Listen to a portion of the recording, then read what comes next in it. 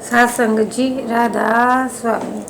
साथ संगत जी, आज मैं जो कहानी आपको सुनाने जा रही हूँ उस कहानी का नाम है संत रविदास का अमृतदान।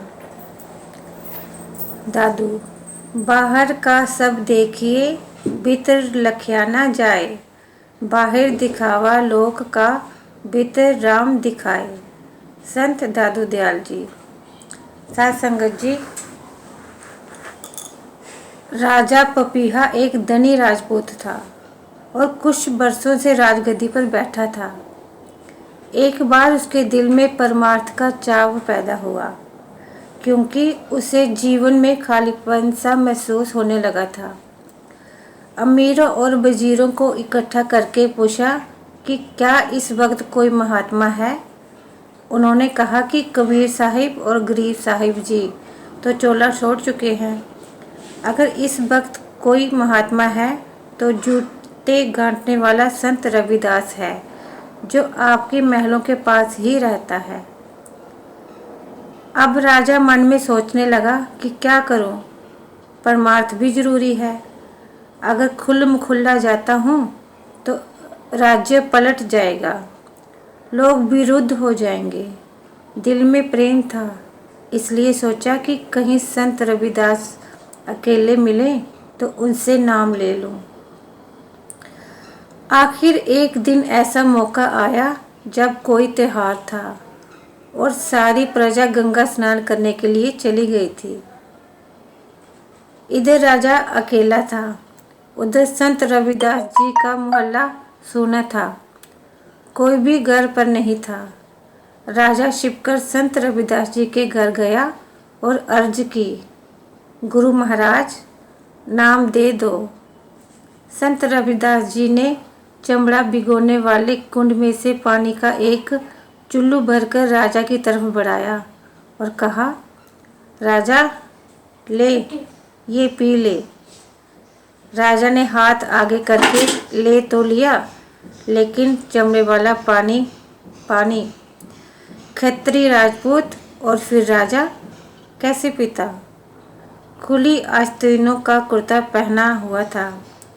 इधर उधर देखा और पानी बाहों के बीच में से गिरा लिया। मन में सोचा कि आज तो बड़ी मुश्किल से बचा हूँ। संत रविदास जी ने देखा, लेकिन जवान से कुछ न कहा। राजा चुपचाप सिर झुकाकर झोंपड़ी से बाहर आ गया। इधर उधर देखा कि कोई देख तो नहीं रहा। ऐसा ना हो कि कोई देख ले और सबको पता चल जाए कि राजा जूते गांठने वाले के घर जाता है। पर सब लोग अभी त्योहार में व्यस्त थे। सब गलियां खाली थी। राजा जल्दी जल्दी अपने महल में वापस आ गया।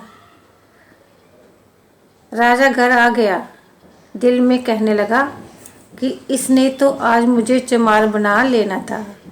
मैं बहुत मुश्किल से बचा हूँ।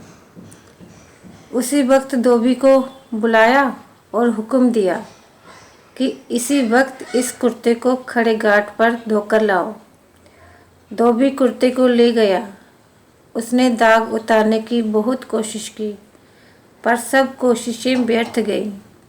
फिर अपनी लड़की से कहा कि ये जो दाग हैं, इसको मुंह में लेकर चूसो ताकि ये निकल जाएं और कुर्ता जल्दी साफ हो जाए, ताकि राजा नाराज ना हो। लड़की मासूम थी, वह दाग चूसकर थूकने के बजाय अंदर निगलती गई। नतीजा ये हुआ कि लड़की का अंदर पर्दा खुल गया और वह ज्ञान ध्यान की बातें करने लगी। धीरे धीरे सारे शहर में खबर फैल गई कि अमुक धोबी की लड़की महात्मा है। आखिर राजा तक बात पहुंच ही गई। दिल में लगन तो लगी हुई थी, सो एक रात वह धीरे धीरे धोबी के घर जा पहुंचा। लड़की राजा को देखकर हाथ जोड़कर खड़ी हो गई।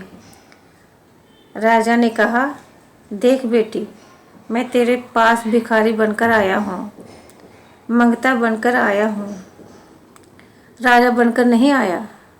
लड़की ने कहा, मैं आपको राजा समझकर नहीं उठी, बल्कि मुझे जो कुछ मिला है आपकी बदौलत ही मिला है। राजा ने हैरान होकर पूछा कि मेरी बदौलत? लड़की ने कहा, जी हाँ। राजा ने कहा, वह कैसे?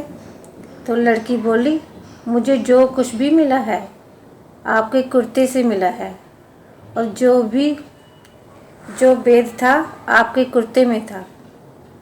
अब राजा रोता है और अपने आप को कोसता है कि धिक्कार है मेरे राजपाट को, धिक्कार है मेरे क्षत्रिय होने को। शूत शात तेरा बुरा हो, जिसने मुझे परमार्थ से खाली कर दिया। जब ठोकर लगी तो लोकलाज,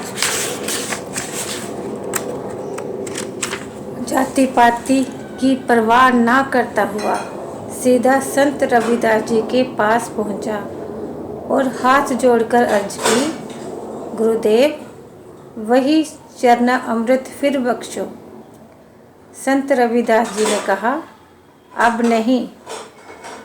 जब तू पहली बार आया तो मैंने सोचा कि तू क्षत्रिय राजा होकर मेरे घर आया है, तुझे वह चीज़ दूं जो कभी नष्ट ना हो। वह कुंड का पानी नहीं था, अमृत था, सचखंड से आया था। मैंने सोचा कि मैं रोज़ पीता हूँ, आज राजा भी पी ले, लेकिन तूने चमड़े का पानी समझकर घृणा की और कुर्ते से गिरा लिया। रविदास जी ने उसे सांत्वना देते हुए कहा, चिंता ना करो, मैं तुझे अब नाम सुमिरन दूंगा। प्रेम और विश्वास से अभ्यास करना, वह अनमोल खजाना तुम्हें अंदर से ही मिल जाएगा। राजा को समझ आ गई और विश्वास हो गया। परमार्थ का शौक था, नाम लेकर कमाई की और महात्मा बन गया। राजा पपीहा के शब्द गुरु ग्रंथ साहिब में अर्ज हैं। वह राज भी करता था और नाम भी जपता था। साथ संगत जी, अगर आपको मेरी ये कहानी पसंद आई हो तो अगली कहानी सुनने के लिए मेरे चैनल को सब्सक्राइब करना। राधा स्वामी।